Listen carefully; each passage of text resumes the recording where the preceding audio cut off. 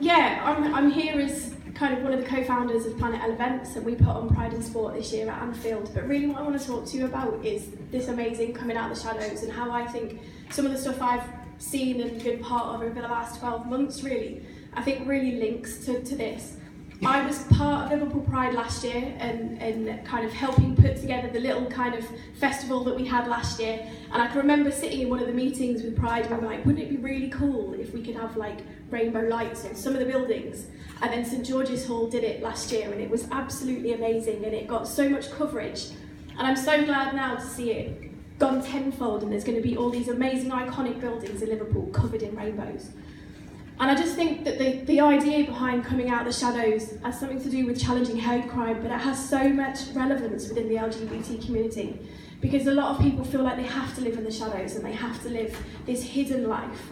And I think it's fantastic for us to stand together in Liverpool and actually say, no, we want everyone to come out of those shadows, whether it's to do with hate crime, whether it's to do, when I've spent the last 7 months working for an LGBT domestic abuse charity, whether it's coming out of the shadows and being open about domestic abuse and what happens in our relationships, because the LGBT community don't talk about domestic abuse and things that happen in our relationships, or whether that's just purely coming out and living authentically.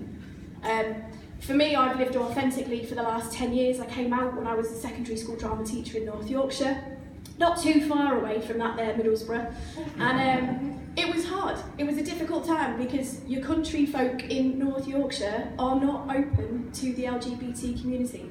And living over in a city now, you see more and more how inclusive a city can be, and how I so wish that those changes will happen once upon a time in the countryside. Hopefully they'll follow suit.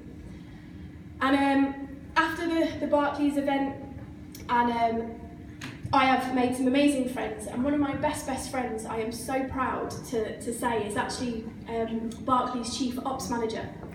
And this year she invited me to be her +1 on the Barclays double-decker bus that leads London Pride.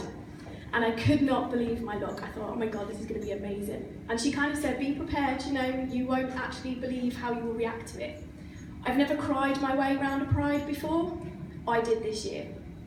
Just going on the double-decker bus, you get to see the thousands upon thousands of people that come out in London, and they stand 10, 15, 20, 30, 40, Oxford Circus was probably 50 plus deep of people all stood there cheering, clapping, celebrating you for just sitting on a bus, but being authentic. And there's this story that I have many tattoos, and one of them is a starfish, and it links to a story of a young boy who goes to the beach with his mum, and he finds starfish strewn across the beach, and he starts trying to throw them all back in, and his mum says, what are you doing? You're not going to rescue them all. And he says, yeah, but if I can help one, I've done my job. And I very much hold that. If I can help one person in the LGBT community in what I do, then I've done my job as a person. And my starfish moment from being on that bus, I want to share with you. We were on the double-decker bus, and every now and again we had to stop so that the rest of the parade, bless them, all walking, you know, they had to catch up with us. And we stopped, and I looked down, and there was this woman, and she had a t-shirt on, and it was a black t-shirt, and in rainbowed letters it said, I'm proud of my son. And next to her was a younger girl, and hers said, I'm proud of my brother. Now, as somebody who came out to her mum at 14 and was told it was just a phase and I'd grow out of it, who went back in the closet, who came out again, and my parents didn't speak to me for over a year and a half to get their own heads around it, I was completely overwhelmed by seeing those t-shirts. I looked down, I just went, I love your t-shirts. There may have been some swear words in there. I love your t-shirts, and they went, that's him. And the tall guy behind them was the brother and the son. And he looked at me and he went, aren't they awesome? And I went, yes, they are. And she went, stop, you're making me cry. And I said, stop, you're making me cry. And we had this moment over the distance of a double-decker bus where I was crying and his mum was crying. And for me, she was my starfish, because I felt just from being on that bus and looking down, and we made that connection with each other. And for me, that was massive, because there was a proud mother and a proud sister there celebrating that day for their brother and for their son.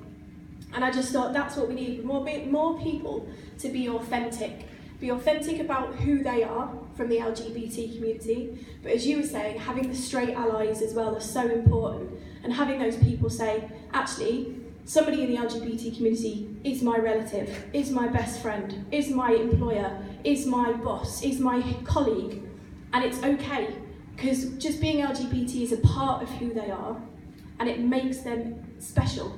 It makes them whole. It's not something that takes away from them, but it's something that adds to them. And so I'm really proud of what Liverpool Pride have done this year, of what Barclays have done in coming from this. And I'm pretty proud to know that it was the Anfield event that brought Barclays to Pride, and also helped another charity, Diversity Role Models, that's close to my heart, to DWF, and they've got some support that way. And I'm also a Michael Causa trustee, so every year you'll kind of see me at the front of Liverpool Pride as well, marching with the Causa family. I can't watch that video anymore. Ria said, you can see the people in the room who have seen that video because our heads go down and we turn away because we can't watch it anymore because it hurts so much that somebody like us was beaten like that purely for being them. So it's so important to just be authentic, be yourselves, and stick up for each other. And I'm really, really proud to now introduce these guys who are going to sing about being proud, and I'm so proud that in September we'll all be in the cathedral together, hopefully winning awards, so well done you guys. Thank you.